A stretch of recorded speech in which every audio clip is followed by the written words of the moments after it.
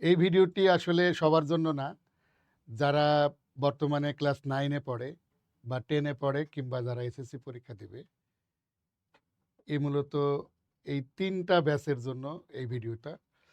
এই ভিডিওতে আমরা প্রায় এই অধ্যায় থেকে অর্থাৎ এসএসসি ফিজিক্সের ১ম অধ্যায় ভৌত রাশি এবং তাদের পরিমাপ থেকে A to Z সব এমসিকিউ গুলো আমরা করার চেষ্টা করব। এই এমসিকিউ গুলো যদি কেউ ভালোভাবে শেষ করতে পারে, তাহলে আমার বিশ্বাস যেখান থেকেই প্রশ্ন করা হোক না কেন, তোমরা প্রত্যেকটা প্রশ্নের অ্যান্সার করতে পারবা। তো কথা না বাড়িয়ে চলো আমরা শুরু করি। অধ্যায়টি শুরু করার আগে প্রথমে আমরা পদার্থবিজ্ঞানের ক্রমবিকাশ, এটা মূলত ২ টা পর্বে ভাগ করা হয়েছে। প্রথমে আদি পর্ব। আদি পর্ব বলতে সভ্যতার শুরুর কিছু পরে থেকে, অর্থাৎ অ্যারিস্টটল, থেলিস, হ্যাঁ? তারপরে অ্যারিস্টারাকাস, ইরাটোস্থেনিস, এই এদের সময় থেকেই মূলত পদার্থবিজ্ঞানের আদি পর্বটা শুরু হয়েছে। তো আমরা প্রথমেই যে জিনিসটা দেখব সেটা হলো আহ, থেলিস, গ্রিক বিজ্ঞানী। গ্রিক গ্রিক বিজ্ঞানী থেলিস, দেখো, প্রথম কার্যকরণ এবং যুক্তি ছাড়া শুধু ধর্ম, অতীন্দ্রিয় এবং পৌরাণিক কাহিনী ভিত্তিক ব্যাখ্যা গ্রহণ করতে অস্বীকার করেছিলেন। তিনি সূর্যগ্রহণের ভবিষ্যৎবাণী করেছিলেন। এই প্রশ্নটা কিন্তু খুবই গুরুত্বপূর্ণ, এটা পরীক্ষায় আসে, যে তিনি কি করছিলেন? সূর্যগ্রহণের ভবিষ্যৎবাণী করেছিলেন। তাছাড়াও লোডস্টোনের চৌম্বক ধর্ম সম্পর্কে তিনি জানতেন। তো ইনার এই টপিক থেকে মূলত প্রশ্ন আসার মতো হচ্ছে যে তিনি কি করেছিলেন? সূর্যগ্রহণের ভবিষ্যৎবাণী করতে পেরেছিলেন সর্বপ্রথম। হ্যাঁ, এই তথ্যটা আমাদের মনে রাখতে হবে এমসিকিউ এর জন্য। পরবর্তীতে দেখো, গ্রিক দার্শনিক এবং গণিতবিদ পিথাগোরাস, তিনি কি করছিলেন? তিনি জ্যামিতি, তো আমরা জানি পিথাগোরাসের জ্যামিতি আমরা করে থাকি সবাই। জ্যামিতি ছাড়াও কম্পমান তারের উপর মৌলিক কাজ করতেন পিথাগোরাস। এরপরে দেখো অ্যারিস্টটল, আসলে ইনি বিজ্ঞানের প্রায় সকল শাখায় কিন্তু বিভিন্ন রকমের অবদান রেখেছেন। যে তিনি গ্রিক দার্শনিক এবং বিজ্ঞানী। তিনি কি করতেন বা বিশ্বাস করতেন যে সকল পদার্থ মাটি, পানি, তারপরে বাতাস এবং আগুন দিয়ে তৈরি। এই কথাটা তিনি কি করতেন? বিশ্বাস করতেন। এরপরে দেখো, এই ৩টা তথ্য আমাদের মনে রাখতে হবে। প্রথমেই হলো আল খোয়ারিজমি, উনি কি? বীজগণিতের জনক। এটা পরীক্ষায় এমসিকিউতে দেওয়া হয়। তারপরে আছে ইবনে আল হাইয়াম, ইনি আলোক বিজ্ঞানের স্থপতি বা আলোক বিজ্ঞানের জনক বলা যেতে পারে। ওই যে আমাদের বইতে যে অষ্টম অধ্যায়, নবম অধ্যায় যে রয়েছে, লেন্স বা আলোর প্রতিফলন, প্রতিসরণ, এই সম্পর্কিত বিষয়টা তার হাত ধরেই আমরা বর্তমান যে সময়ে এসেছে এবং আস্তে আস্তে এটা বিস্তৃত হয়েছে। তারপরে আছে উমর খৈয়াম। উমর খৈয়াম তিনি কে ছিলেন? এভাবে প্রশ্ন আসে। তিনি একই সাথে কবি, গণিতবিদ, দার্শনিক, জ্যোতির্বিদ ছিলেন। উমর খৈয়াম, একটু মনে রাখবো আমরা। পাশাপাশি দেখো অনেকগুলো তথ্য কিন্তু দেওয়া আছে। এইগুলো আমরা পিডিএফ আকারে আমাদের চেষ্টা করব যে ক্লাসটা শেষ হলে এটার পিডিএফটা দিয়ে দিতে, তাহলে এই তথ্যগুলো তোমরা নোট করে যদি পড়ো তাহলে তোমাদের জন্য হেল্প হবে।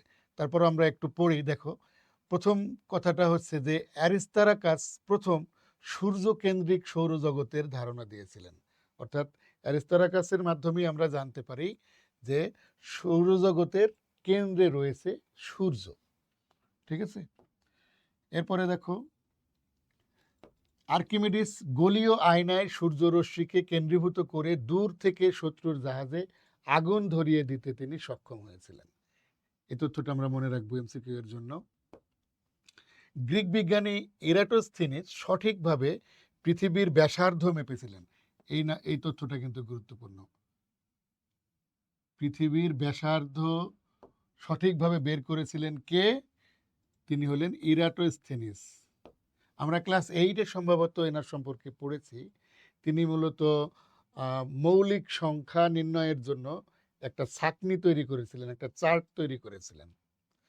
এরপরে আর্যভট্ট, ভারতীয় গণিতবিদ আর্যভট্ট কি করেছিলেন? শূন্য আবিষ্কার করছিলেন বা শূন্যকে সত্যিকার অর্থে তিনি ব্যবহার করতে পেরেছিলেন।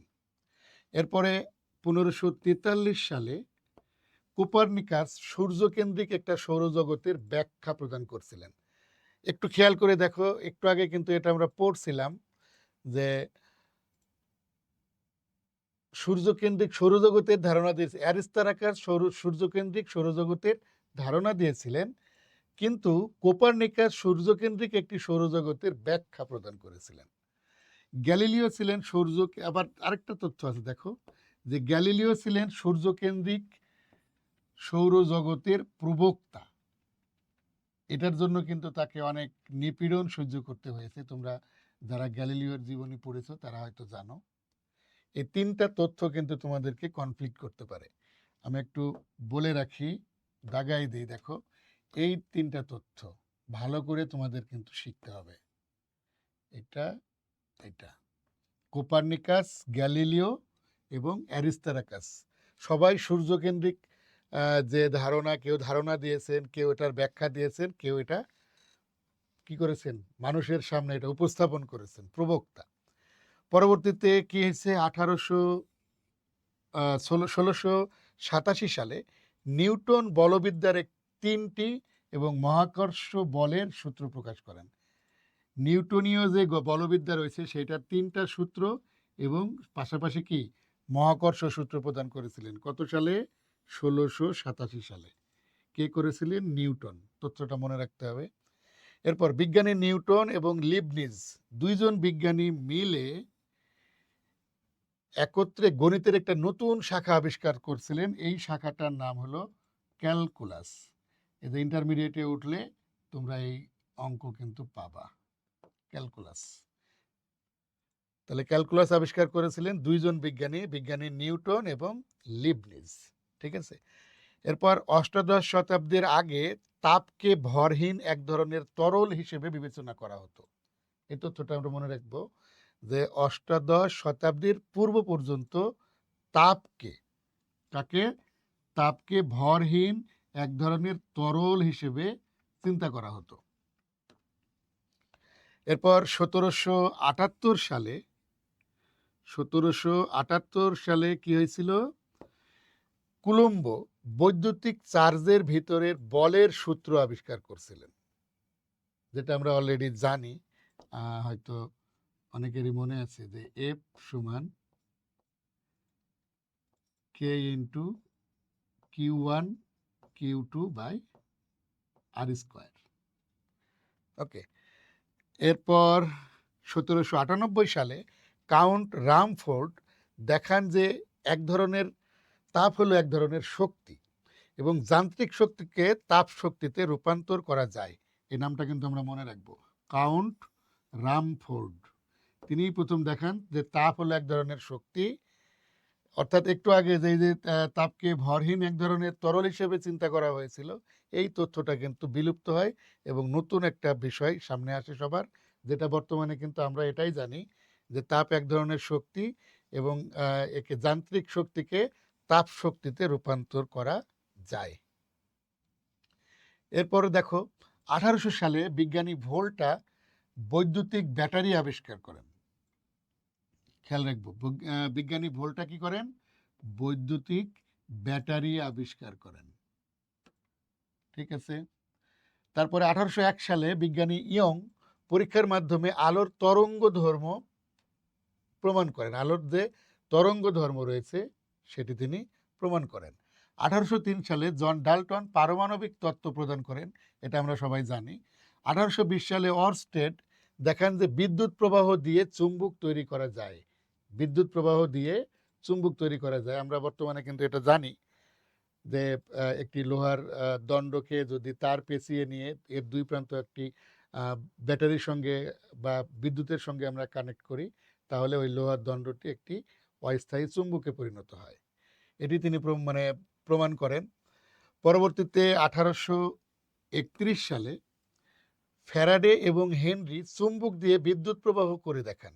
অর্থাৎ 1820 এবং 1831 এই দুইটা সাল কিন্তু অনেক গুরুত্বপূর্ণ। অর্স্টেড প্রথমে বিদ্যুৎ প্রবাহ দিয়ে চুম্বক তৈরি করেন, আর পরবর্তীতে ফ্যারাডে এবং হেনরি কি করেন, তার উল্টা কাজটা করেন, অর্থাৎ চুম্বক দিয়ে বিদ্যুৎ প্রবাহ করে দেখান। 1850 সালে লর্ড কেলভিন তাপ গতিবিজ্ঞানের দুটা সূত্র প্রদান করেন। ইন্টারমিডিয়েট উঠলে আমরা এটা পাবো। আমাদের এসএসসি ফিজিক্সের 6ষ্ঠ অধ্যায়ে এই সম্পর্কে একটু ধারণা আছে। তারপরে 1664 সালে ম্যাক্সওয়েল দেখান যে আলো একটি বিদ্যুৎ চুম্বকীয় পদার্থ। 1895 সালে বিজ্ঞানী রন্টজেন এক্স রে আবিষ্কার করেন। এক্স রে আবিষ্কার করেন। তারপরে 1896 সালে বিজ্ঞানী হেনরি বেকারেল দেখান যে পরমাণুর কেন্দ্র থেকে তেজস্ক্রিয় বিকিরণ হচ্ছে। কিছু কিছু, সব পরমাণুর ক্ষেত্রে না, কিছু কিছু পরমাণু, তাদেরকে আমরা তেজস্ক্রিয় পদার্থ বলে থাকি বা তেজস্ক্রিয় মৌল বলি। কিছু কিছু মৌলের পরমাণু থেকে, কেন্দ্র থেকে কি হয়, এক ধরনের রশ্মি বিকিরণ হয়। আচ্ছা, 1897 সালে বিজ্ঞানী থমসন ইলেকট্রন আবিষ্কার করেন, এটা আমরা জানি। 1899 সালে কুরি দম্পতি, পিয়েরে কুরি এবং মেরি কুরি বা মাদাম কুরিও বলে অনেকে, তারা দুজন মিলে কি করেন, রেডিয়াম আবিষ্কার করেন। এই তথ্যগুলো কেন বললাম, এগুলো সব কিন্তু একটু পরে আমরা দেখতে পারবো, এমসিকিউতে কিন্তু বিভিন্ন বোর্ডে আসে। এরপরে দেখো 1900 সালে ম্যাক্স প্ল্যাঙ্ক কোয়ান্টাম তত্ত্ব প্রদান করেন। 1905 সালে আইনস্টাইন থিওরি অফ রিলেটিভিটি সূত্র আবিষ্কার করেন। অনেকে আমরা আইনস্টাইনের বিখ্যাত সূত্র আমরা জানি যে E সমান mc স্কয়ার। ওকে। 1911 সালে রাদারফোর্ড নিউক্লিয়াসের, মানে পরমাণু নিউক্লিয়াসে পজিটিভ চার্জগুলো থাকে, এটা তিনি পরীক্ষার মাধ্যমে প্রমাণ করেন।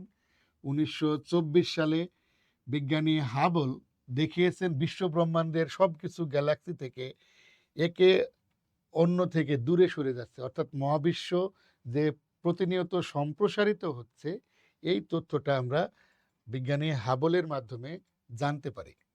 বর্তমানে তোমরা হয়তো অনেকেই জানো যে হাবল টেলিস্কোপ নামে একটা কিন্তু টেলিস্কোপ আছে তার নাম অনুসারে। 1938 সালে অটোহ্যান ও স্ট্রেসম্যান একটি নিউক্লিয়াসকে ভেঙে দেখেন যে নিউক্লিয়াসের ভর যতটুকু কমে গিয়েছে তা শক্তি হিসেবে বের হয়েছে। ঠিক আছে, তো এই ছিল মোটামুটি আমাদের তথ্য। এখন আমরা চলো এমসিকিউ সলভ করার চেষ্টা করি। প্রথম এমসিকিউ কি, যে কে সূর্যগ্রহণের ভবিষ্যৎবাণী করেছিলেন? একটু মনে করে দেখো, আমি একটু আগে কথাগুলো আলোচনা করেছিলাম। বিজ্ঞানী থেলিস তিনি সূর্যগ্রহণের ভবিষ্যৎবাণী করেছিলেন। ওকে, এরপরে দেখো কোন বিজ্ঞানী সৌর কেন্দ্রিক সৌরজগতের ধারণা দিয়েছিলেন? ধারণা দিয়েছিলেন কে? সূর্যকেন্দ্রিক সৌরজগতের ধারণা দিয়েছিলেন কে? তিনি হলেন অ্যারিস্টারাকাস। ঠিক আছে, আমার সাথে তোমরা একটু মিলিয়ে নিও। বিদ্যুৎ প্রবাহের চুম্বক ক্রিয়া, অর্থাৎ বিদ্যুৎ প্রবাহ দিয়ে চুম্বক ক্রিয়া ঘটানো যায়, এরকম আবিষ্কার করেন কোন বিজ্ঞানী?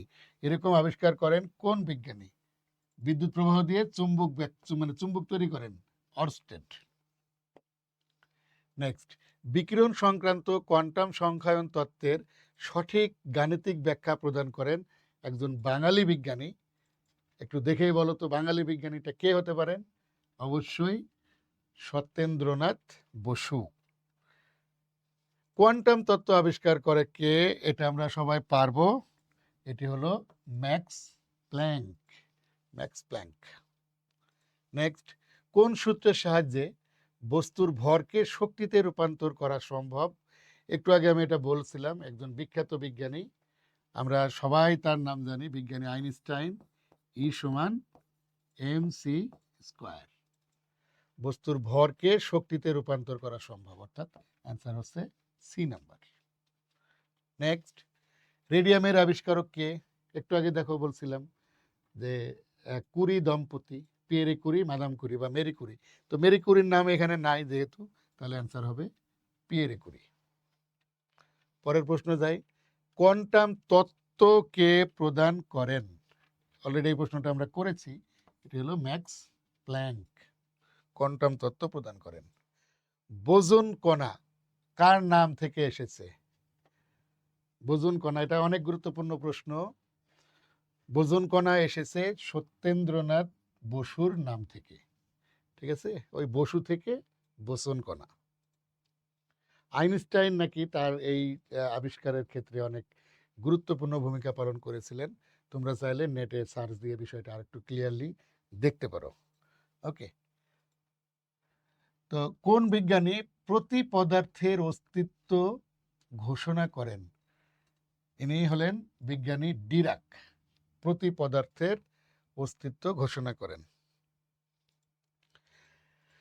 তড়িৎ বলরেখার ধারণা প্রদান করেন কে? তড়িৎ বলরেখার মাইকেল ফ্যারাডে। মাইকেল ফ্যারাডে তড়িৎ বলরেখা, আমরা দশম অধ্যায়ে হয়তো পড়েছি। তড়িৎ বলরেখার ধারণা প্রদান করেন মাইকেল ফ্যারাডে। আলোর তরঙ্গ ধর্ম, আলোর তরঙ্গ ধর্ম ব্যাখ্যা করেন কে? বিজ্ঞানী ইয়ং, বিজ্ঞানী ইয়ং। আধুনিক বিজ্ঞানের জনক বলা হয় কাকে? অনেক গুরুত্বপূর্ণ একটা প্রশ্ন, সিলেট বোর্ডে অলরেডি আসছে। এটি হলেন বিজ্ঞানী গ্যালিলিও গ্যালিলি, গ্যালিলিও গ্যালিলি। বিদ্যুৎ প্রবাহ দিয়ে চুম্বক তৈরি করেন কে? বিদ্যুৎ প্রবাহ দিয়ে চুম্বক তৈরি করেন কে? অলরেডি এটা একবার করা হয়েছে, সেটা হলো অরস্টেড। শূন্য সর্বপ্রথম ব্যবহার করেন কে? শূন্য সর্বপ্রথম ব্যবহার করেন একজন ভারতীয় বিজ্ঞানী, আর্যভট্ট, আর্যভট্ট। সূর্যকেন্দ্রিক সৌরজগতের ধারণা দেন কে? কোপারনিকাস, তিনি ধারণা দেন। আর প্রবক্তা হলেন কে? এই যে প্রবক্তা হলেন কে? Galileo Galilei. ক্যালকুলাস আবিষ্কার করেন কে?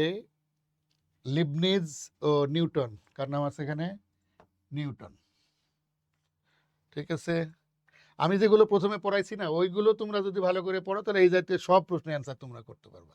এক্স রে আবিষ্কার করেন কে? রন্টজেন, রন্টজেন এক্স রে আবিষ্কার করেন। বাংলাদেশের কোথায় নিউক্লিয়ার বিদ্যুৎ কেন্দ্র স্থাপন করা হয়েছে? এটা আমরা সবাই জানি, সেটি কোনটা? রূপপুর, রূপপুর আমাদের এলাকার কি, রূপপুর। পদার্থবিজ্ঞানীরা বিশ্ব ব্রহ্মাণ্ডের দৃশ্যমান গ্রহ, নক্ষত্র ও গ্যালাক্সির কত শতাংশ ব্যাখ্যা করতে পারেন? মাত্র 4% ব্যাখ্যা করতে পারেন, অর্থাৎ 96% কিন্তু এখনো অনাবিষ্কৃত অবস্থায় রয়ে গেছে। চলো আমরা কিছু একক সম্পর্কে জেনে নিই। আমরা এই যে পদার্থবিজ্ঞান করব, বিশেষ করে এখন যারা 9-এ পড়তেছো, তোমাদের জন্য খুবই গুরুত্বপূর্ণ। তো এই একক নির্ণয় করাটা বা এককটা অনেক সময় আমরা মুখস্থ করি। তুমি যদি এই 7টা একক মুখস্থ রাখো বা মনে রাখো, তাহলে বাকি এককগুলো কিন্তু তুমি অঙ্ক করে করেই হিসাব করে বের করে ফেলতে পারবা, ঠিক আছে। তো এখানে 7টা মৌলিক একক কি কি? দৈর্ঘ্য, ভর, সময়, বৈদ্যুতিক প্রবাহ, তাপমাত্রা, পদার্থের পরিমাণ এবং দীপন তীব্রতা। দীপন তীব্রতা মানে এই যে আলো আমরা যেটা ব্যবহার করি, এই আলো কতটুকু উজ্জ্বল বা কতটুকু অনুজ্জ্বল সেটা যা দ্বারা মাপা হয় সেটা হলো দীপন তীব্রতা। তো দৈর্ঘ্যের একক হলো মিটার, আমরা এম দ্বারা প্রকাশ করব, ছোট হাতের এম। ভরের একক হলো কিলোগ্রাম, কেজি দ্বারা প্রকাশ করব। সময়ের একক হলো সেকেন্ড, যেটা ছোট হাতের এস দ্বারা প্রকাশ করব। বৈদ্যুতিক প্রবাহের একক অ্যাম্পিয়ার, সেটি বড় হাতের এ দিয়ে প্রকাশ করব। তাপমাত্রার একক হলো কেলভিন, ঠিক আছে। আমরা ডিগ্রি সেলসিয়াস অথবা ডিগ্রি ফারেনহাইটও পাবো, তবে স্ট্যান্ডার্ড একক হলো কেলভিন। পদার্থের পরিমাণকে আমরা প্রকাশ করি মোল এককে, মোল এককে প্রকাশ করি। দীপন তীব্রতার একক হলো ক্যান্ডেলা বা সিডি, ঠিক আছে। এখানে এই এককগুলোকে আমরা কিন্তু বলি এসআই একক। এসআই একক হল সিস্টেম অফ ইন্টারন্যাশনাল, ঠিক আছে। চলো আমরা কিছু এমসিকিউ করি। নিচের কোনটি মৌলিক রাশি নয়? নিচের কোনটি মৌলিক রাশি নয়? দেখো একটু আগে আমরা পড়লাম ভর একটা মৌলিক রাশি, বিদ্যুৎ প্রবাহ বা তড়িৎ প্রবাহ একটা মৌলিক রাশি, পদার্থের পরিমাণ একটা মৌলিক রাশি। তাহলে মৌলিক রাশি 9 কোনটি? সেটি হলো তাপ। দীপন তীব্রতার একক কোনটি? একটু আগে বলছিলাম। এ হলো তড়িৎ প্রবাহের একক, কে হলো তাপমাত্রার একক, জুল এটা একটা যৌগিক একক। এই যে ক্যান্ডেলা হলো অ্যান্সার। ক্যান্ডেলা দীপন তীব্রতার একক। দৈর্ঘ্যের একক নির্ণয়ে কোনটির ভূমিকা রয়েছে? দৈর্ঘ্যের একক নির্ণয়ে ভূমিকা রয়েছে কার? লোহার। লোহার ভূমিকা রয়েছে। আমরা জানি যে ফ্রান্সের প্যারিসে একটি জাদুঘরে সংরক্ষিত রয়েছে একটি দণ্ড, ওই দণ্ডের দৈর্ঘ্যটাকেই আমরা 1 মিটার বলে থাকি। তো তোমরা মূল বইটার প্রথম অধ্যায়টা বিশেষ করে যদি ভালো করে রিডিংটা পড়ো তাহলে এই তথ্যগুলো তোমরা পেয়ে যাবে। সরি ভুল তথ্য দেওয়া হয়েছে। দৈর্ঘ্যের একক নির্ণয়ে কোনটির ভূমিকা রয়েছে? আলোর ভূমিকা রয়েছে। কিসের ভূমিকা রয়েছে? আলোর ভূমিকা রয়েছে। তারপর কোনটি মৌলিক একক? মৌলিক একক কোনটি? দেখো এই যে দেখাই যাচ্ছে ক্যান্ডেলা হলো মৌলিক একক। কাজের একক জুল। ডাব্লিউ সমান আমরা জানি এফ এস। এফ এর একক হলো নিউটন, এস এর একক হলো সরণ মিটার, নিউটন মিটার যৌগিক একক। নিউটন বল এফ সমান এম এ। এফ সমান যদি এম এ হয়, এম এর একক হলো কেজি আর এর একক হলো মিটার পার সেকেন্ড স্কোয়ার যৌগিক একক। প্যাসকেল চাপের একক, চাপ সমান বল বাই ক্ষেত্রফল, তার মানে নিউটন বাই মিটার স্কোয়ার, অর্থাৎ নিউটন পার মিটার স্কোয়ার। এটা হলো যৌগিক একক। দেখো একের অধিক একক আমি ব্যবহার করতেছি, তার মানে এগুলো যৌগিক। তাহলে অ্যান্সার হলো ক্যান্ডেলা। ঘন কোণের একক কি? ঘন কোণ আমরা যারা ম্যাথ করি তারা সবাই জানি স্টেরেডিয়ান। স্টেরেডিয়ান হলো কি? ঘন কোণের একক। কোনটি লব্ধ একক? কোনটি লব্ধ একক? লব্ধ একক পদার্থের পরিমাণ, তড়িৎ প্রবাহ, দীপন তীব্রতা, এগুলো সব মৌলিক একক। তার মানে লব্ধ একক কোনটা? তাপ। তারপরে কোনটি আবার লব্ধ রাশি? দেখো তো দৈর্ঘ্য, ভর, সময় এগুলো সব মৌলিক রাশি। তার মানে বল হলো অ্যান্সার। কারণ আমরা জানি বল, বল মানে কি এফ, আর এফ সমান হলো এম এ অথবা এফ সমান এম জি। নেক্সট, কোনটি মৌলিক রাশি? তাপমাত্রা, বেগ, তাপ, বল। অবশ্যই তাপমাত্রা। নিচের কোনটি মৌলিক একক? প্যাসকেল এটা না, জুল এটা না, নিউটন এটা না, মানে এটা কেলভিন। তাপমাত্রার একক কেলভিন। কোনটি লব্ধ একক? কোনটি লব্ধ একক? দেখো দীপন তীব্রতা, পদার্থের পরিমাণ, তড়িৎ প্রবাহ, তার মানে এগুলো মৌলিক একক, মানে লব্ধ একক। এটা অলরেডি আমরা মনে হয় করেছি। কোন রাশিদ্বয় ভেক্টর রাশি? রাশি আমরা জানি যে দুই ধরনের রাশি আছে, একটা হলো মৌলিক রাশি, একটা হলো স্কেলার রাশি, আর একটা হলো ভেক্টর রাশি। স্কেলার রাশি হলো যেটা শুধু মান দ্বারা প্রকাশ করা যায়, আর যৌগিক রাশি বা ভেক্টর রাশি হলো যে রাশি প্রকাশ করতে মান এবং দিক দুইটারই প্রয়োজন হয়। তাহলে মান এবং দিক প্রয়োজন হয় কার কার ক্ষেত্রে? ত্বরণ, দ্রুতি, না ভর, সময়, সরণ, বেগ, চাপ, দীপন তীব্রতা। এই যে সরণ এবং বেগ, সরণ এবং বেগকে প্রকাশ করতে হলে মান এবং দিক দুইটারই প্রয়োজন হয়। একটা বিষয় এখানে আমাদের মনে রাখতে হবে, এখান থেকেও অনেক বোর্ডে প্রশ্ন এসেছে। দেখো একবার একটু তোমাদের রিভিশন দিয়ে দিই। সৌরজগতের ব্যাসার্ধ হলো 6 × 10⁻12 মিটার। পৃথিবীর ব্যাসার্ধ 6 × 10⁻6 মিটার। তারপরে হাইড্রোজেন পরমাণুর ব্যাসার্ধ 5 × 10⁻11 মানে -11 মিটার, অনেক কম। প্রোটনের ব্যাসার্ধ 1 × 10⁻−15 মিটার। এভারেস্টের উচ্চতা 9 × 10⁻³ অর্থাৎ 9000 মিটার। পরমাণুর ব্যাসার্ধ 10⁻−10 মিটার। নিউক্লিয়াসের ব্যাসার্ধ 10⁻−15। তার মানে কি নিউক্লিয়াসের ব্যাসার্ধ এবং প্রোটনের ব্যাসার্ধ কিন্তু সেম। ওকে, আর ভরের কথা যদি বলি, গ্যালাক্সির ভর হলো আমরা যে গ্যালাক্সিতে বাস করি, অর্থাৎ এই গ্যালাক্সির ভর বলতে সব গ্যালাক্সির না, এটি হলো Milky Way. Milky Way Milky Way গ্যালাক্সির ভর হলো 2 × 10⁻14 কেজি, অনেক হিউজ। পৃথিবীর ভর হলো 6 × 10⁻12 কেজি। সূর্যের ভর 2 × 10⁻30 কেজি। তারপরে ইলেকট্রনের ভর 9 × 10⁻−31, অনেক ক্ষুদ্রমান। একটি হাতির ভর একটা অ্যাভারেজ হিসাব করা হয়েছে আর কি, 5 × 10⁻3, মানে 5000 কেজি। আচ্ছা, অনেকে হয়তো চিন্তা করতে পারো যে এই মান এটা আবার কি, তোমরা একটু দেখতে চাও সূর্যের ভর কত? দেখো, 2 × 1 2 3 4 5 6 7 8 9 10 10 11 12 13 14 15 16 17 18 19 20 21 22 23 24 25 26 26 27 28 29 30, এত কেজি মাত্র। একটু খেয়াল করে দেখো, এটা হলো সূর্যের ভর। হিসাব করে দেখছো? এইটাকেই সংক্ষেপে লেখার জন্য আমরা কি করি, 2 × এই 10, এরকম কয়টা 10 আছে? 30টা। তাহলে 10⁻30 কেজি লিখি।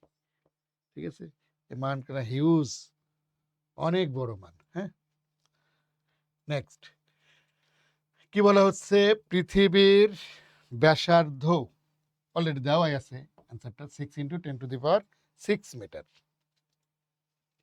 একটি প্রোটনের ব্যাসার্ধ কত? একটু আগে করছিলাম, 1 × 10⁻−15 মিটার। সৌরজগতের ব্যাসার্ধ কত? 6 × 10⁻12 মিটার। এগুলো কিন্তু সব বোর্ডে আসা প্রশ্ন। সূর্যের ভর কত? 2 × 10⁻30 কেজি। নিউক্লিয়াসের ব্যাসার্ধ থেকে পরমাণুর ব্যাসার্ধ কত গুণ বড়? নিউক্লিয়াস আর পরমাণু, আমরা এই যে একটু আগে কিন্তু এটা করছিলাম, নিউক্লিয়াস আর পরমাণু।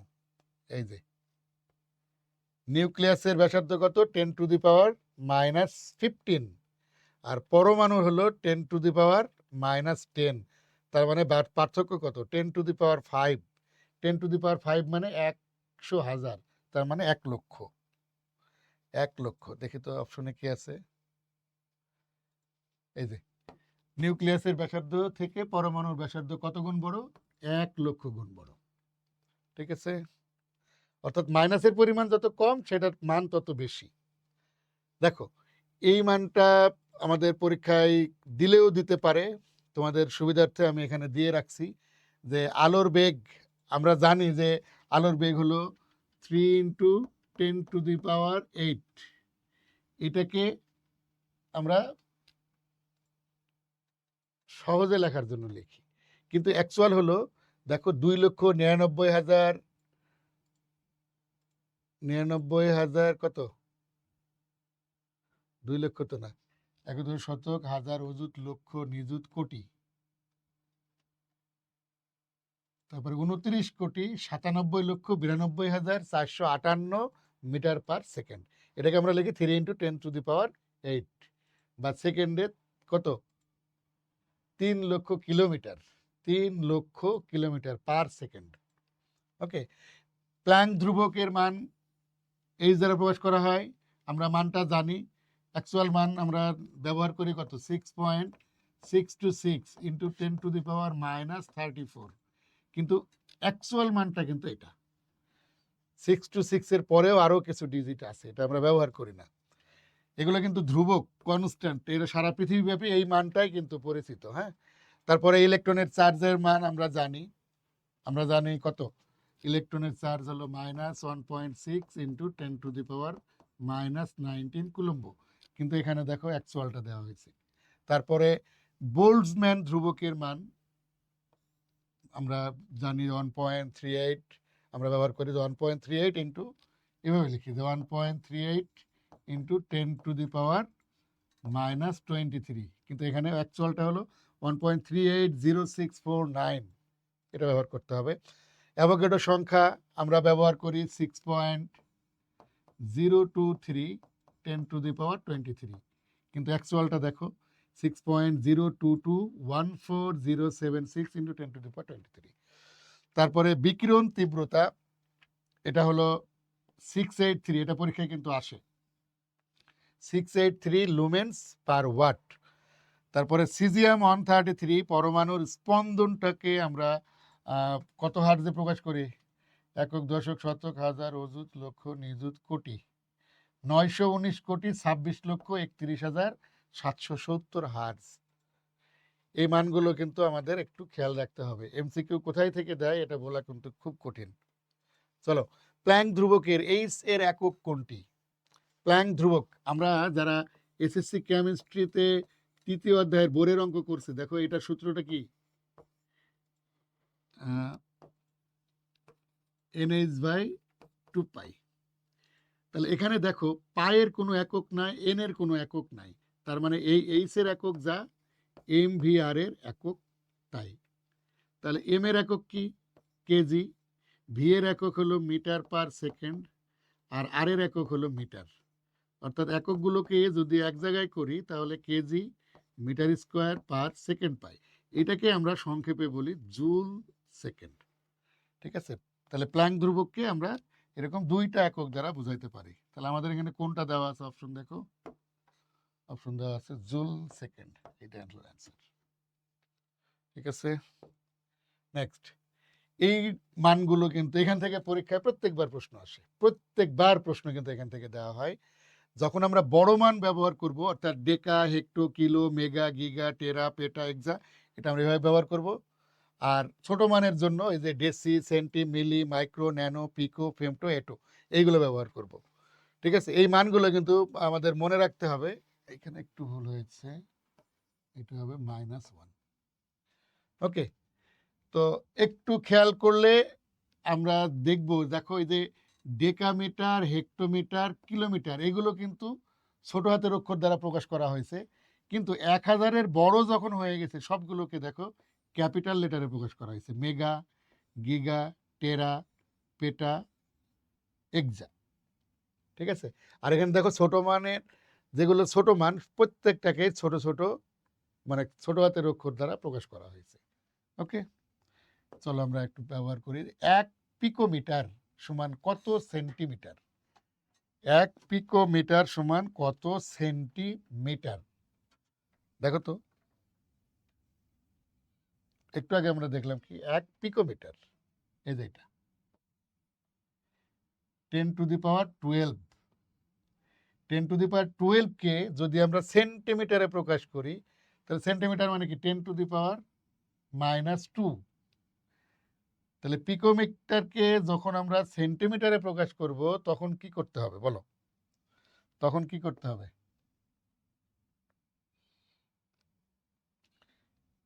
1 পিকোমিটার, 1 পিকোমিটার এটা সমান আমরা দেখলাম 10⁻12 মিটার।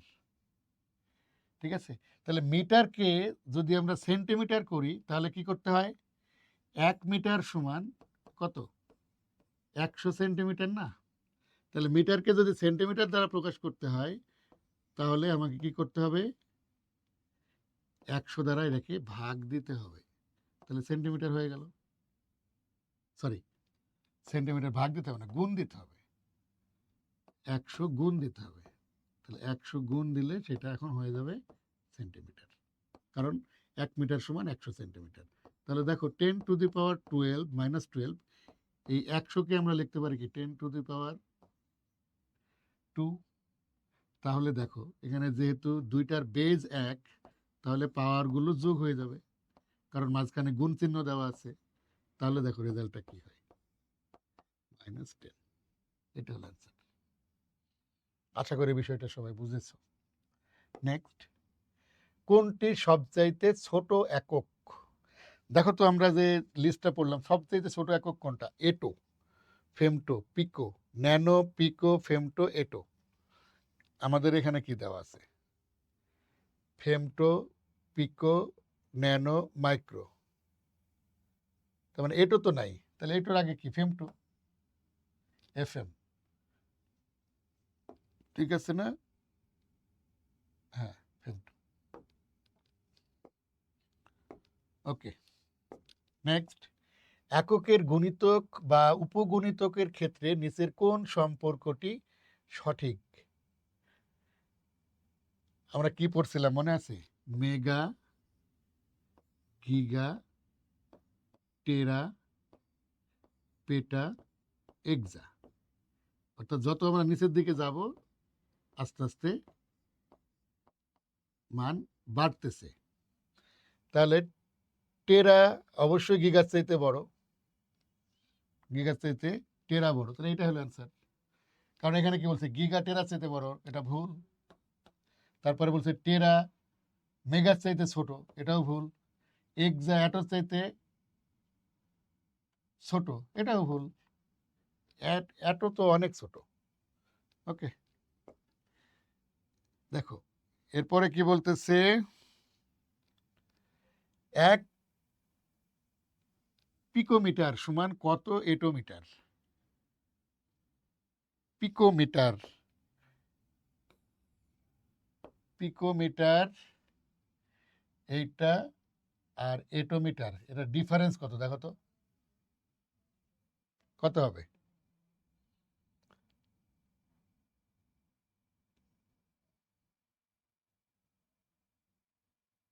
এক পিকোমিটার সমান কত? 10⁻12 আর 10⁻8, 18। তাহলে কি হবে?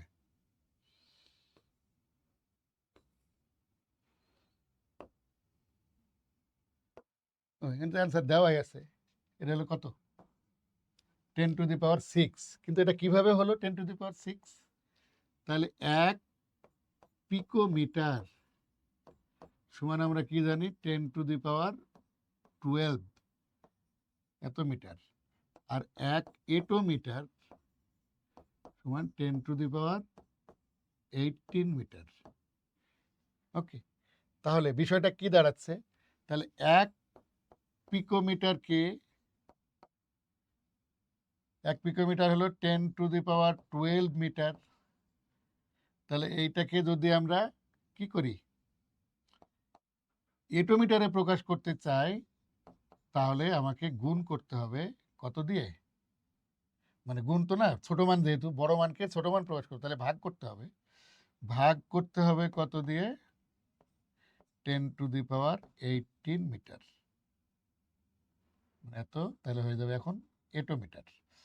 এটোমিটার হলে এখন দেখো কি হবে, 10⁻12 ইন্টু এই -18 উপরে গেলে হয়ে যাবে +18, এত এটোমিটার। তাহলে 10⁻−12 আর এই পাওয়ারটা গিয়ে +18, তাহলে হয়ে যাবে 10⁶ এটোমিটার। এই ক্যালকুলেশনগুলো ভালো করে শিখতে হবে। হ্যাঁ, যে ছোট মানকে যদি বড় মানে প্রকাশ করতে হয়, তাহলে কি করতে হয়? ছোট মানকে বড় মানে প্রকাশ, তাহলে মিটারকে আমি যদি কিলোমিটারে প্রকাশ করতে চাই, তাহলে ভাগ করতে হবে। আর ভাগ মানে বড় মানকে যদি ছোট মানে প্রকাশ করতে হয়, তাহলে গুণ করতে হবে। এটা আমি মাথায় রাখবো। তাহলে এখানে বড় মানকে, এখানে বড় মান হলো পিকোমিটার আর ছোট মান হলো এটোমিটার।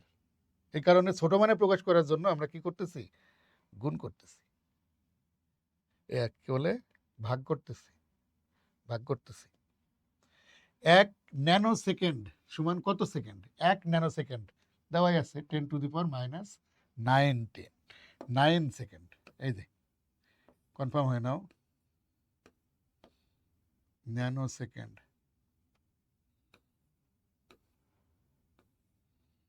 এই যে ন্যানো কই?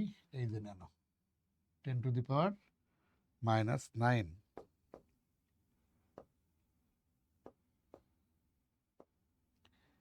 কোনটি সবচাইতে ছোট একক? মাইক্রো, ন্যানো, পিকো, ফেমটো? অবশ্যই ফেমটো। ফেমটো, পিকো তো অনেক ছোট। এটা হলো 10⁻−15, ঠিক আছে, এত মিটার, এক ফেমটোমিটার মানে। আর পিকো হলো 12, ন্যানো হলো 10⁹, আর এটা হলো 10⁻⁻6।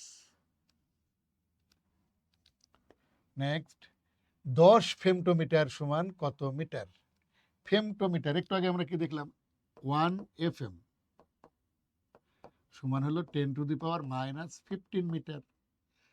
তাহলে আমরা 10, তাহলে 10 দ্বারা যদি গুণ করি তাহলে কি হবে? 10⁻⁻15 ইন্টু 10 এত মিটার। তাহলে কি হবে বলো? 10⁻⁻15 ইন্টু 10 এর উপরে কত? 1। তাহলে পাওয়ার যোগ করে দাও, -15 প্লাস 1, তার মানে 10⁻⁻14 এত মিটার। ওকে, এটা হলো অ্যান্সার। তারপরে 1 এটোমিটার সমান কত পিকোমিটার? তাহলে এটা কি হবে? জাস্ট আগের অঙ্কটার মতোই, কিন্তু এটা উল্টা। ঠিক আছে,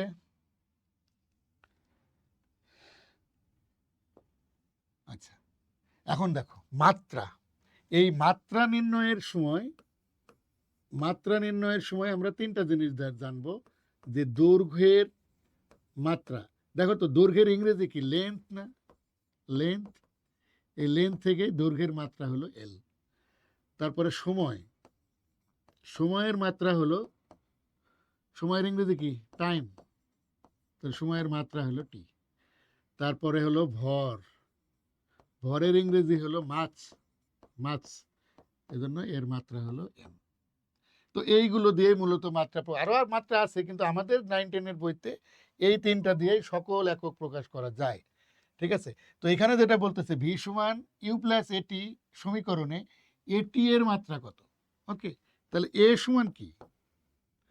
এ সমান হলো ত্বরণ। ওকে, তাহলে ত্বরণ মানে কি? ত্বরণ হলো, দেখো তো ত্বরণ সমান আমরা কি জানি? V minus you by T. তাহলে ভি আর ই যেটাই হোক না কেন, এটা মূলত বেগ বাই সময়। ঠিক আছে, তো বেগ সমান আবার কি? দেখো তো বেগ সমান কি? বেগ সমান কি? দূরত্ব বাই সময়, বা সরণ বাই সময় আমরা বলতে পারি। আর নিচে আছে আরেকটা সময়। তাহলে এখানে বিষয়টা কি দাঁড়াচ্ছে? দূরত্ব বাই সময় ইন্টু এই সময়ের নিচে 1 আছে, তাহলে উল্টাই দিলে 1 বাই সময়। তাহলে কি হলো? দূরত্ব বাই সময় স্কোয়ার। এটা হলো ত্বরণের ক্ষেত্রে পাইলাম নাকি? তাহলে একটু খেয়াল করো, তাহলে আমাকে বলতেছে এটি এর তো মাত্রা বের করতে। এটি, তাহলে এর মাত্রা আমরা কি পাইলাম? দূরত্ব বাই সময় সময় স্কোয়ার ইন্টু টি। কি টি? তো সময় নাকি? তাহলে এখানে দেখো তো সময় আছে 2টা, তাহলে এই সময় আর এই সময় স্কোয়ার কাটাকাটি করলে নিচে একটা সময় থাকে। এখন খেয়াল করো দূরত্বের মাত্রা কি? দূরত্ব বা দৈর্ঘ্য একই জিনিস, দূরত্ব বা দৈর্ঘ্য একই। তাহলে দূরত্বের একক হলো এল, মাত্রা হলো এল, আর সময়ের মাত্রা হলো টি। এক জায়গায় করলে কি? এল টি ইনভার্স। তার মানে সঠিক অ্যান্সার কি? এল টি ইনভার্স। একটু বুঝে বুঝে করো, দেখো বিষয়টা খুবই সহজ। নেক্সট, ওজনের মাত্রা। আচ্ছা, ওজনের সূত্রটা কি? ডাব্লিউ সমান আমরা কি জানি? M G. একটু আগে করলাম, দেখো তো জি মানে কি? ত্বরণ।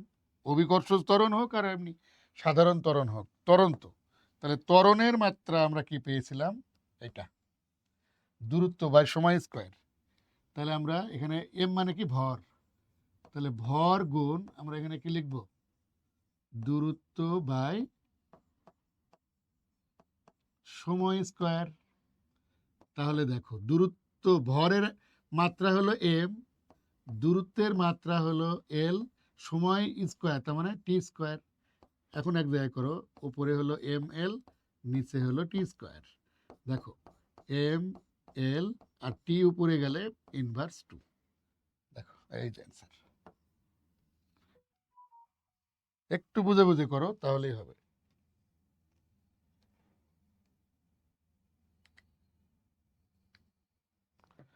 আচ্ছা, এখন বলছে ভার্নিয়ার স্কেলের 3 নং দাগটি মূল স্কেলের 13 নং দাগের সাথে মিলে গেলে ভার্নিয়ার সমাপতন কত? আমরা যারা এই রিলেটেড অঙ্কগুলো অলরেডি করেছি, তোমরা হয়তো খুব ভালো করে জানো যে মূল স্কেলের কত দাগের সাথে আমার মিললো এটা দেখার দরকার না, আমাদের ভার্নিয়ার স্কেলের কত দাগের সাথে মিলতেছে। তাহলে ভার্নিয়ার স্কেলের যত দাগের সাথে মিলবে সেটাই হবে ভার্নিয়ার সমপাতন। তাহলে ভার্নিয়ার স্কেলের কত দাগের সাথে মিলছে? 3 নং দাগ, 3 নং দাগ মিলছে, তার মানে অ্যান্সার হলো 3। ঠিক আছে, নেক্সট, কোন স্লাইড ক্যালিপার্সের ধ্রুবকের মান যদি কত 0.005 সেন্টিমিটার হলে ভার্নিয়ার স্কেলের ভাগ সংখ্যা কত? প্রধান স্কেলের ক্ষুদ্রতম এক ঘরের মান দেওয়া আছে 1 মিলিমিটার। খেয়াল করো, এই জায়গাগুলোর ঝামেলা আগে মিটাইতে হবে। এটা হলো সেন্টিমিটার আছে, আর আমার ক্ষুদ্রতম এক ঘর আছে মিলিমিটারে। এই এককগুলোকে একই এককে রাখতে হবে। ঠিক আছে, তাহলে সূত্রটা কি? ভার্নিয়ার স্কেলের ভাগ সংখ্যা, আমরা একটা ছোট্ট সূত্র জানি যে ভিসি, ভার্নিয়ার কনস্ট্যান্ট বা ভার্নিয়ার ধ্রুবক, এটা সমান হলো S/N।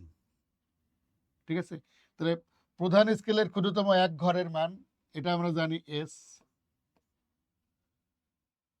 এর মান কত? 1 মিলিমিটার। মিলিমিটার লিখলাম, আর নিচে আছে N। তাহলে একটু দেখো, আমার তো N এর মানে বের করতে হবে। তাহলে N সমান কি? 1 মিলিমিটার বাই ভিসি। তাহলে ভিসির মান কত দেওয়া? ভিসির মান দেওয়া আছে 0.005 সেন্টিমিটার। তাহলে সেন্টিমিটার থাকলে আর উপরে মিলিমিটার, তাহলে তার হলো না। এটা দুইভাবে করা যায়, হয় মিলিমিটারকে সেন্টিমিটার করতে হবে, অথবা সেন্টিমিটারকে মিলিমিটার করতে হবে। তাহলে সেন্টিমিটারের চাইতে তো মিলিমিটার আরও ছোট, তার মানে কি, এটাকে যদি আমরা মিলিমিটারে প্রকাশ করি তাহলে কি হবে বলো? মিলিমিটার করলে কি হবে? এখানে সেন্টিমিটারকে মিলিমিটার মানে এইটাকে আমাদের মান নির্ণয় হয়ে যাবে কত? 0.05, এটাও মিলিমিটার। তাহলে মিলিমিটার মিলিমিটার কাটা, এখন ভাগ করে দাও, সম্ভবত এটার উত্তর আসবে 20। হ্যাঁ 20, এই হলো 20 হলো অ্যান্সার। আশা করি বিষয়টা কি বুঝতে পারছো। সেন্টিমিটারকে মিলিমিটারে করে নিয়েছি, আর কিছু না। দেখো, ভার্নিয়ার স্কেলের 50 ঘর সমান প্রধান স্কেলের 49 ঘর। প্রধান স্কেলের ক্ষুদ্রতম এক ঘরের মান 1 মিলিমিটার হলে ভার্নিয়ার ধ্রুবক কত? তাহলে আমরা একটা সূত্র লিখব যে ভার্নিয়ার ধ্রুবক বা ভিসি সমান কি? প্রধান স্কেলের, এটা আরেকটা সূত্র,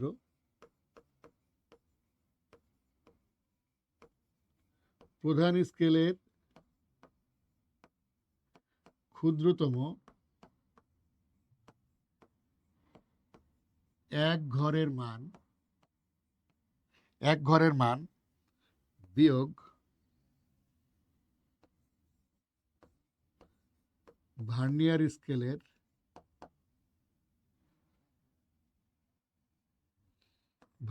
স্কেলের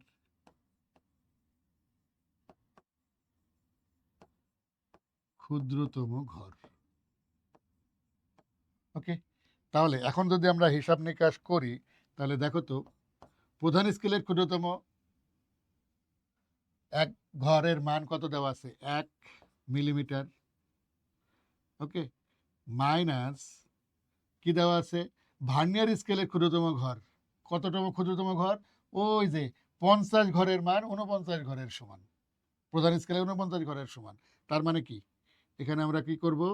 49 ঘরকে 50 দ্বারা ভাগ করব। তাহলে দেখো যে রেজাল্টটা পাবো সেটা হবে কত?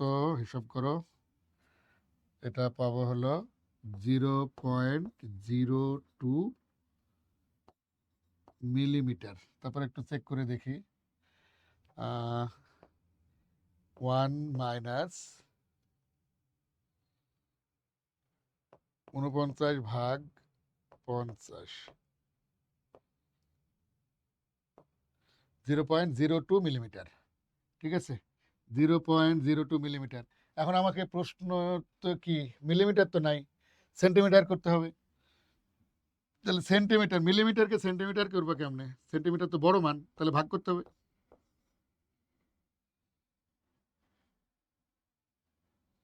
ভাগ করব কিভাবে বলো তো? ভাগ করলে এটা কি হবে? সেন্টিমিটার হয়ে গেল, তার মানে 0.002 সেন্টিমিটার। এরকম আছে?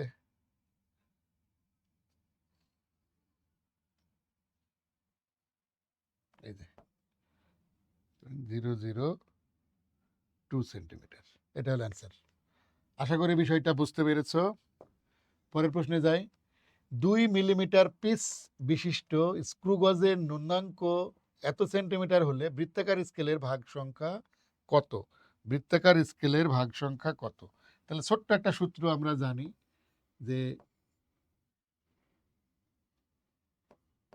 ন্যূনাঙ্ক এলসি, এলসি সমান হলো P by N, piece by ভাগ সংখ্যা, বৃত্তাকার স্কেলের ভাগ সংখ্যা।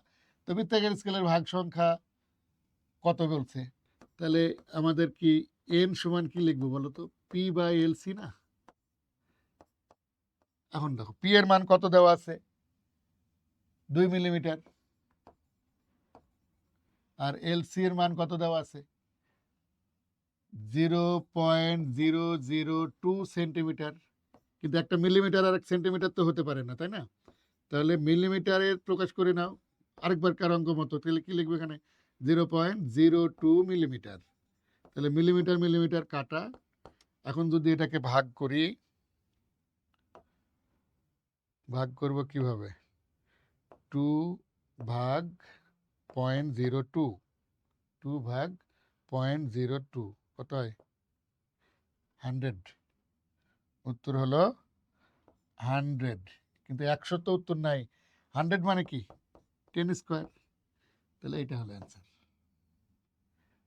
আশা করি বিষয়টি সবাই বুঝতে পেরেছ। চলো পরের প্রশ্নে যাই।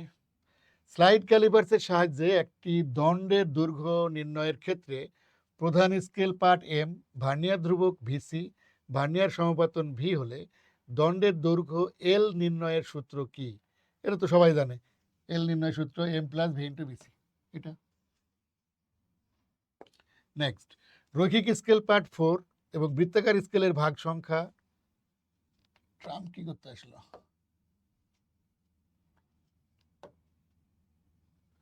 আচ্ছা, 50 হলে দণ্ডের ব্যাস কত? তাহলে সূত্র বসাও। ডি সমান কি? ডি সমান হলো এল প্লাস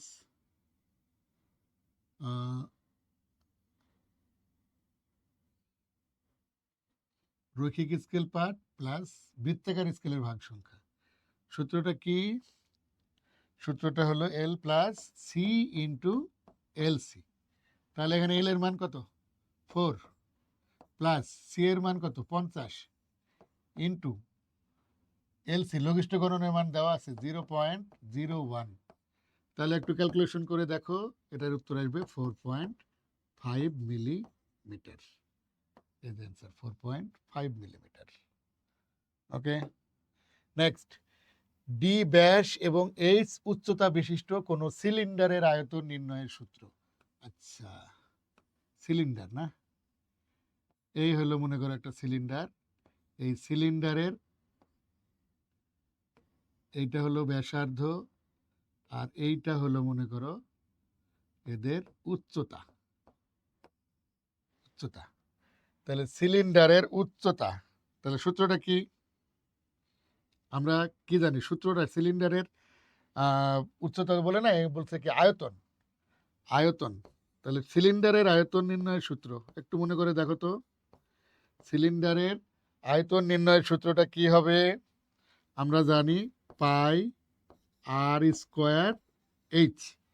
কিন্তু আর এর তো এখানে কোনো বালাই নাই। আর এর যদি বালাই না থাকে তাহলে আর কে আমরা ব্যাপার না। তাহলে আর, আর হলো ব্যাসার্ধ। তাহলে ব্যাসার্ধের সাথে ব্যাসের একটা রিলেশন কি? আর সমান ডি বাই 2। তাহলে আমরা এখানে মান বসাই আর পাই, তাহলে আর এর জায়গায় বসাবো D by 2 whole square H. দেখো তো কি হয়? তাহলে পাই ডি স্কোয়ার বাই 4h। এটা সহজ করে লিখলে 1/4 পাই ডি স্কোয়ার এইচ। দেখো তো এরকম অপশন আছে কিনা, এই যে সি নাম্বার 1/4 পাই ডি স্কোয়ার এইচ। আশা করি বুঝেছো। নেক্সট, কোনো পরিমাপে চূড়ান্ত ত্রুটি এত, পরিমাপ করা মান এত হলে শতকরা ত্রুটি কত? আচ্ছা, ছোট্ট একটা সূত্র, শতকরা আপেক্ষিক ত্রুটি, এটার সূত্র কি বলতো?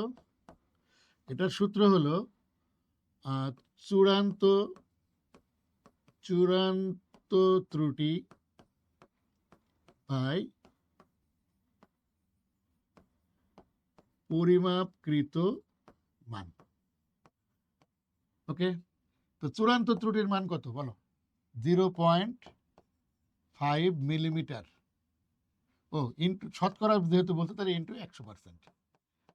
আচ্ছা, তাহলে এইটা বাই পরিমাপকৃত মান হলো 7 মিলিমিটার ইন্টু 100%। তাহলে মিটার মিলিমিটার মিলিমিটার কাটা, তাহলে কত হয় বিষয়টা দেখি তো। বিষয়টা হলো 0.5 ইন্টু 100, তার মানে 50/7, 50/7%।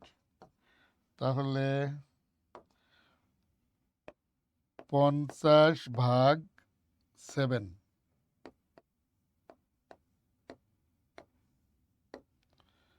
কত হয়? 7.14%। 7.14 অপশনে কি আছে দেখো তো? 7.1 আছে, 0.71, 0.07, তার মানে এটা হলো অ্যান্সার 7.1। নেক্সট, একটি তারের ব্যাসার্ধ পরিমাপে 1% ত্রুটি হলে প্রস্থচ্ছেদের ক্ষেত্রফল নির্ণয়ে আচ্ছা আপেক্ষিক ত্রুটি কত? এই অঙ্কটা কিন্তু খুব গুরুত্বপূর্ণ, বিভিন্ন বোর্ডে কিন্তু এই প্রশ্নগুলো আসছে। আমরা একটু বুঝে বুঝে করার চেষ্টা করব, ইনশাল্লাহ আমরা পারবো। হ্যাঁ, এখানে একটা শর্টকাট সূত্র আছে। হ্যাঁ, দেখো সেটা হলো ক্ষেত্রফল নির্ণয়ে ত্রুটি, মানে আপেক্ষিক ত্রুটি আর কি। এটা সূত্র হলো 2 ইন্টু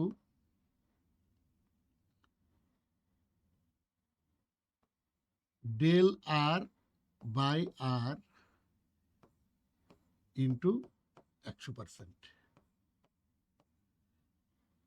যখন ক্ষেত্রফল বলবে তখন আমরা এখানে 2 দিব, যখন আয়তন বলবে তখন এখানে 3 দিব, আর কিচ্ছু না। এখানে পরিচয় কি? আর হলো অ্যাকচুয়াল মান, আর এর মান কি এখানে আছে? নাই।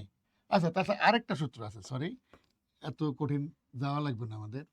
একটা জিনিস আমরা মনে রাখবো যে ত্রুটির পরিমাণ যাই থাক, যদি ক্ষেত্রফলের ত্রুটির কথা বলে তাহলে তার দ্বিগুণ হবে, আয়তন বললে তার 3 গুণ হবে। ঠিক আছে, আয়তন বললে তার 3 গুণ হবে। এখানে 1% বলছে, তাহলে একের ডাবল কত? 2%। তার মানে ত্রুটির পরিমাণ হলো 2%। যদি আয়তন বলতো তাহলে আমরা লিখতাম 3%। ওকে, এটা দেখো, আপেক্ষিক ত্রুটি 10%, চূড়ান্ত ত্রুটি 5 একক হলে পরিমাপ করা মান কত? একটু আগে আমরা এই সূত্রটা লিখছিলাম, এই যে এটা, এখানে আমাদের এই সূত্রটা কাজে লাগাইতে হবে, তাহলেই হবে। দেখো, পরিমাপ করা, তাহলে এখানে আমরা জানি যে আপেক্ষিক ত্রুটি সমান চূড়ান্ত ত্রুটি বাই পরিমাপকৃত মান। পরিমাপকৃত মান। ওকে, এখন আমাদের পরিমাপকৃত মান বের করতে হবে, তাহলে পরিমাপকৃত মান সমান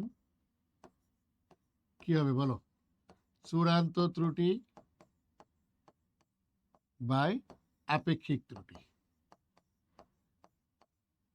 আর যেহেতু এখানে 100% ছিল, আমাদের এখানে কিন্তু 100% ছিল, তো এখানে যেহেতু পার্সেন্ট দেওয়া আছে, তাহলে আমরা পার্সেন্ট আর লিখবো না, এখানে 10%-এর জন্য আমরা শুধু 10 লিখলেই হবে। তাহলে চূড়ান্ত ত্রুটি কত? 5।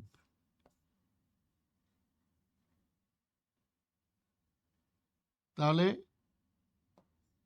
এখানে আমার 100 ছিলই, এখানে 100 যেহেতু লিখছি তাহলে আমাদের ওই 10%টা কিছু করা লাগবে না, শুধু 10 লিখলেই হবে।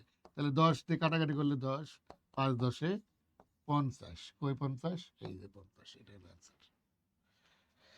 আরেকবার বলি, দেখো এখানে আপেক্ষিক ত্রুটি দেওয়া ছিল 10%, কিন্তু আমি এই সূত্রের সময় যেহেতু পার্সেন্ট লিখে নিয়েছি ওই জন্য পার্সেন্টটা লেখার দরকার হবে না, শুধু মানটা লিখলেই চলবে। ঠিক আছে?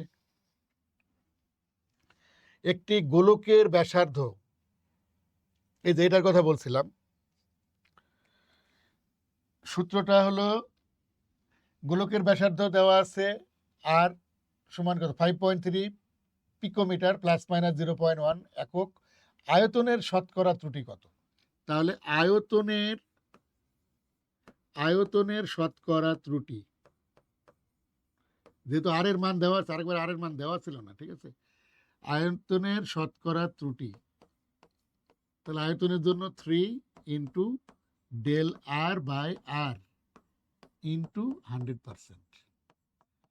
একটু দেখো, তাহলে এখানে 3 ইন্টু ডেল আর মানে হলো এই যে ত্রুটিটা কত 0.1 বাই আর এর মান কত 5.3 ইন্টু 100%। ঠিক আছে, 100%। তাহলে দেখো কত হবে, একটু হিসাব করো। 3 ইন্টু 0.1 ইন্টু 100 সমান হলো 30 বাই 5.3। ঠিক আছে, তাহলে ভাগ 5.3 কত হয়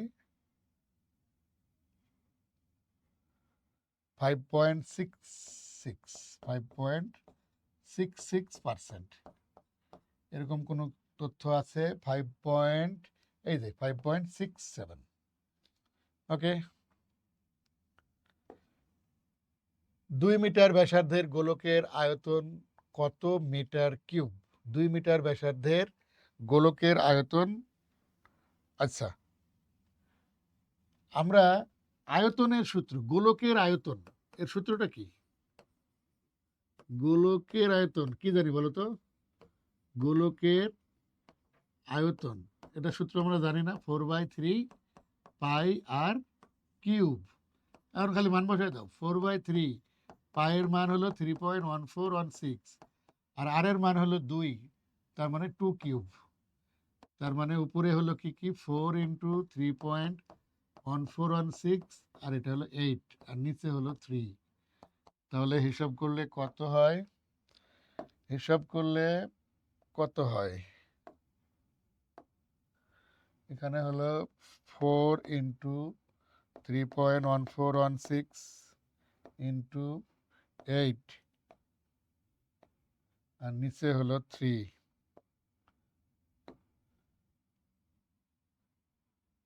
আল্লাহ, এখানে তো আবার ইয়ে দেওয়া না। আচ্ছা, অ্যাকচুয়াল মানটা আমি বসাই দিই, 33.5104 এত মিটার কিউব হওয়ার কথা। এত মিটার কিউব, এটা অ্যাকচুয়াল অ্যান্সার, কিন্তু আমাদের উত্তরগুলো আবার একটু খেয়াল করো, পায়ের মানটাকে নেয় নাই। তাহলে আমরাও নিলাম না, সমস্যা কি? আমরাও নিব না। তাহলে আমরা এখানে কি লিখতে পারি?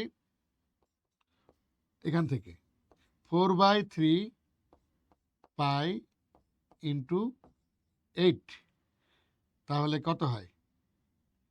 3 8 উপরে 4 আর 8 গুণ করলে কত? 4 8 32/3 আর এখানে হলো পাই। এই যে এটা অ্যান্সার, 32/3 ইন্টু পাই। ওকে, নেক্সট, একটি তারের প্রস্থচ্ছেদের ক্ষেত্রফল নির্ণয় করে স্ক্রু গজের রৈখিক দৈর্ঘ্যের পাঠ পাওয়া গেল 2 মিটার, বৃত্তাকার স্কেলের পাঠ এত, বৃত্তাকার স্কেলের ভাগ সংখ্যা 100 হলে যন্ত্রটির পিচ এত। তাহলে বৃত্তাকার স্কেলের কত নাম্বার দাগ রৈখিক স্কেলের দাগের সাথে হুবহু মিলে যাবে? এখানে সুন্দর একটা সূত্র মনে রাখতে হবে। দেখো, উই নো বৃত্তাকার স্কেল পার্ট বৃত্তাকার স্কেল পাঠ সমান এলসি, এলসি মানে কি লঘিষ্ঠ গণন বা ন্যূনাঙ্ক, ইন্টু বৃত্তাকার স্কেলের ভাগ সংখ্যা। বৃত্তাকার স্কেলের ভাগ সংখ্যা, ঠিক আছে। এখন খালি মান বসাও তো, দেখো কি হয়। বৃত্তাকার স্কেলের পাঠ কত দেওয়া আছে? বৃত্তাকার স্কেলের পাঠ 0.4। এলসি মানে কি বলতো? এলসি মানে কি? পিস বাই ভাগ সংখ্যা না? পিস বাই ভাগ সংখ্যা। পিস কত? 1, আর ভাগ সংখ্যা কত? 100, ইন্টু, তাহলে আমার প্রশ্নে কি বলছে? বৃত্তাকার স্কেলের কত নাম্বার থাকে, মানে বৃত্তাকার স্কেলের ভাগ সংখ্যা, এটাই তো বের করতে হবে। বৃত্তাকার স্কেলের ভাগ সংখ্যা, এটা আমি বের করব। তাহলে এই 100 এদিকে গেলে কি হবে? 0.4 এর সাথে গুণ হলে কত হবে? 40। তাহলে 40 মানে কি? এটাই তো এটা বৃত্তাকার স্কেলের ভাগ সংখ্যা, এটাই তো আমার প্রশ্ন চেয়েছে। তার মানে অ্যান্সার হলো 40। এই হলো 40, ঠিক আছে। নেক্সট একই প্রশ্ন, এবার বলতেছে তারটির প্রস্থচ্ছেদের ক্ষেত্রফল কত? তাহলে তারের প্রস্থচ্ছেদের ক্ষেত্রফল যদি আমাকে বের করতে হয়, তাহলে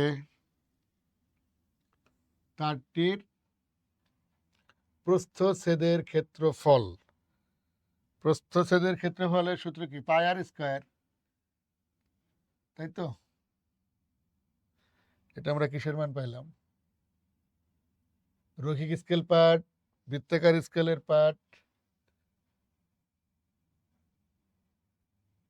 আচ্ছা, তাহলে প্রস্থচ্ছেদের ক্ষেত্রফল যদি বের করতে হয়, তাহলে সূত্রটা কি বলতো? ডি মানে কি? ডি সমান L plus C into L C. তাহলে এল এর মান কত? রৈখিক স্কেল পার্ট 2, সি ভাগ সংখ্যা কত? 100, লঘিষ্ঠ গণন, লঘিষ্ঠ গণন তো দেওয়া নাই, তাই না?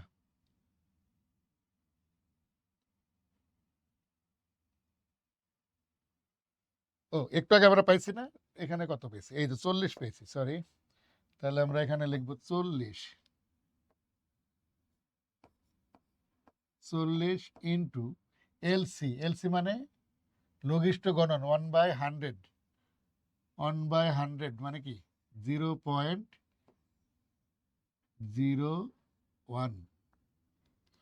এখন হিসাব করে দেখো তো কত হবে। কত হয়? 40 ইন্টু 0.01, 0.4, তার মানে 2.4 মিলিমিটার। এটা হলো ব্যাস। তাহলে আর আর এর মান কি হবে বলো?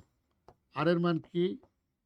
ডি এর অর্ধেক, তার মানে 2.4/2, তার মানে 1.2 মিলিমিটার। তাহলে এখন আমাদের বলতেছে, এটা একটু অন্য গালি দেই, এখন বলতেছে কি তারের প্রস্থচ্ছেদের ক্ষেত্রফল। তাহলে তারের প্রস্থচ্ছেদের ক্ষেত্রফল যদি এ হয়, তাহলে সূত্র কি? পাই আর স্কয়ার। তাহলে পায়ের মান 3.1416, আর এর মান হলো 1.2 হোল স্কয়ার। ক্যালকুলেশন করো। ক্যালকুলেশন করলে কি হয়? 1.2 ইন্টু 3.1416, 4.52 আছে, 4.52 মিলিমিটার স্কয়ার। এই যে এটা হলো অ্যান্সার। দেখো তো এটা কোথায় আছে? 4.52, এই যে অ্যান্সার। ওকে, কোনো প্রশ্নই আসলে সহজ না, যদি তুমি বুঝে বুঝে করতে পারো সবগুলোই সহজ। লাস্ট একটি স্ক্রু গজের স্ক্রু এর পিস দেওয়া আছে 0.5, বৃত্তাকার স্কেলের ভাগ সংখ্যা হলো 100, স্ক্রু গজের ন্যূনাঙ্ক কত? তাহলে আমরা সূত্রটা কি জানি? এলসি বা ন্যূনাঙ্ক মানে পিচ বাই বৃত্তাকার বৃত্তাকার স্কেলের স্কেলের ভাগ সংখ্যা। অর্থাৎ সহজে আমরা সূত্রটা লিখে এইভাবে যে এলসি সমান পি বাই এন। তাহলে পি এর মান দেওয়া আছে কত 0.5 মিলিমিটার, আর এখানে হলো 100, ভাগ করলে কত হয় 0.005 মিলিমিটার। ঠিক আছে, এটা হলো অ্যান্সার। দেখো এটা কোথায় আছে, এই যে। তো এই তো, তাহলে এভাবে বুঝে বুঝে তুমি যদি করো কোনো অধ্যায়ের প্রশ্ন ব্যাপার না। আমরা পরবর্তী ক্লাসে পরের অধ্যায়টা নিয়ে আবার তোমাদের সামনে হাজির হব। ততক্ষণ পর্যন্ত সবাই ভালো থাকো।